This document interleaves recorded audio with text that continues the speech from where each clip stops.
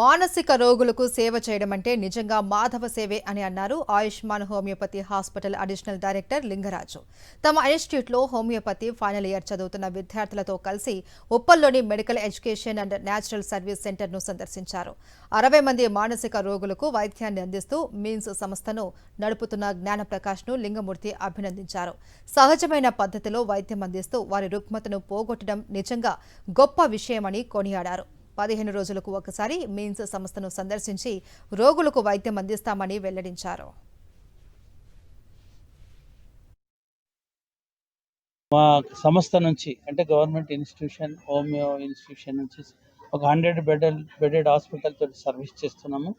అదేవిధంగా ఈ యొక్క ఆర్గనైజేషన్ నడిపినటువంటి జ్ఞానప్రకాష్ గారు, అదేవిధంగా నరోన్ గారు కూడా అదే హోమియోపతి మెడికల్ కాలేజ్ గ్రాడ్యుయేట్స్. అప్పటి నుంచి కూడా మా కొలీగ్స్ వాళ్ళు, మా జూనియర్స్. ఆయన వాళ్ళు ఎంతో కాన్సెప్ట్ తోటి ఈ మీన్స్ అనేటువంటి ఇన్స్టిట్యూషన్ తయారు చేయడం చాలా నాకు గర్వకారణంగా ఉంది. మీన్స్ అంటే medical education and natural services.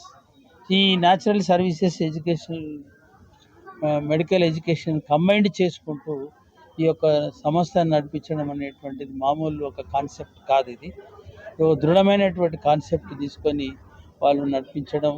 వాళ్ళు డాక్టర్స్ గ్రాడ్యుయేట్ అయిన కానీ కూడా గవర్నమెంట్ సర్వీసులు వస్తే కూడా వదులుకొని ఈ సమస్య నుంచి ఈ యొక్క సంస్థకు రావడం చాలా ఎంతో గర్వకారణంగా ఉంది.